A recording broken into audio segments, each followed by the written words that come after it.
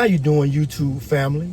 Today is Wednesday, April the 9th, 2025. It's your man, Big D, and I'm back with another one. I want to thank all you good folk out there in YouTube land for continuing to rock out with my son and I. We greatly appreciate it. Thank you.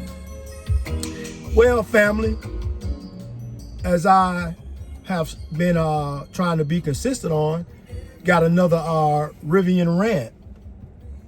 And today's topic is going to be these HBCUs, these historical black college and or universities. And what I've been hearing lately was the fact that there is a decrease of African Americans, males in particular, that do not attend black colleges. And I found this to be very, very interesting because I attended an HBCU.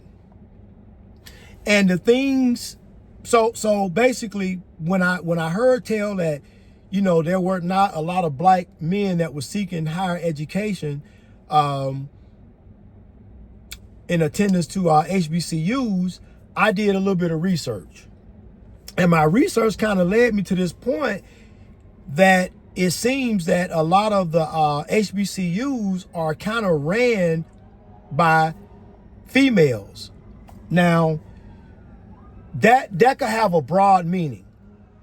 But then the research also yielded, and this is coming from other young men or men that have attended HBCUs or who thought about it and they changed their mind because when they went to go do a campus visit, they saw some things that didn't really set right with them. So according to these men, they're saying that basically the whole, you know, being in the community, you know, the LGBTQ thing, they say that that's running rampant on the college campuses, in particular the black colleges.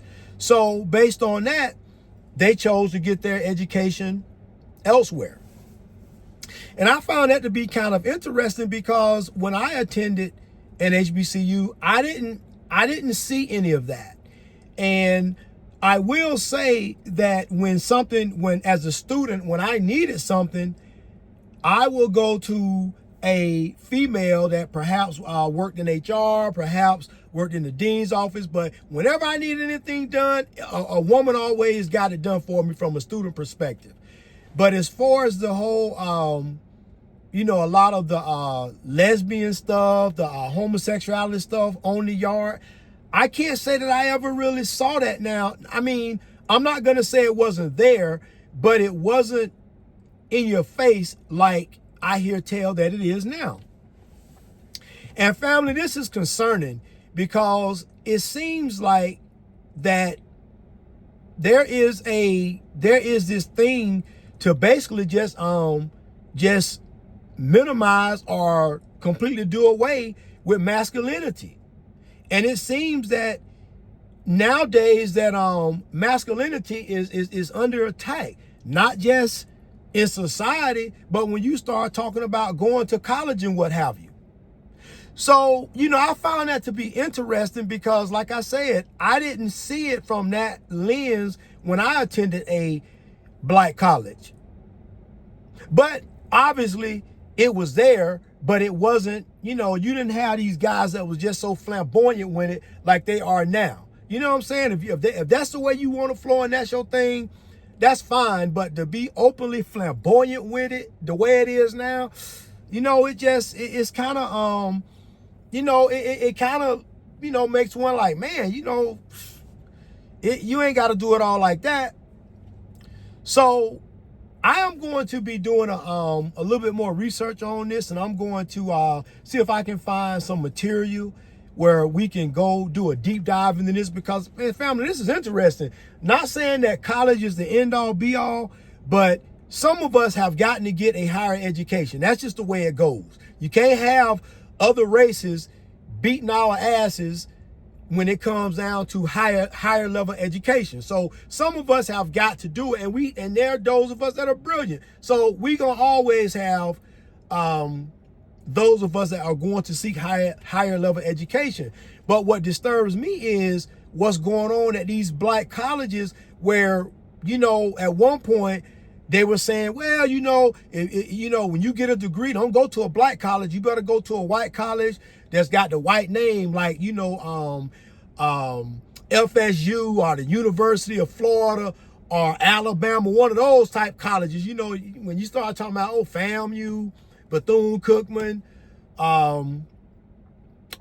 Howard, people have the opinion that, man, you're just not going to get as good of an education as you would if you went to a white college. So I don't know. But then when you incorporate this kind of stuff right here, where now black men don't want to go to don't want to attend a black college because of the fact that you have this stuff running around that seems to be very subversive when it comes to suppressing masculinity.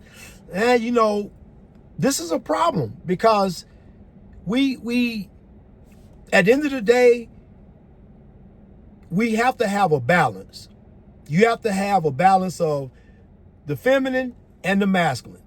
You can't have all feminine. I know, ladies, it might sound nice and you say, oh yeah, I want my man to be all in his emotions. I want him to be able to come to me and cry on my shoulder. No, you don't. You don't want that. You think you do, but you don't. And men, for those of you that think, oh, well, when you just feel like you don't have nobody to talk to, man, don't go crying on your girl's shoulder. You better go find one of your homeboys. You better go to a family member, but don't go to your lady, because I'm telling you, what you don't want to do is put your woman in the mindset that you are weak and that you are not dependable, and with that goes your ability to protect her. That's just the way it goes. So I'm going to look into this whole black college thing, and I'm going to do a deep dive, and I want to see what exactly is going on, if it's true what's being said. Well, family, always remember, be more tomorrow than you were yesterday. Peace.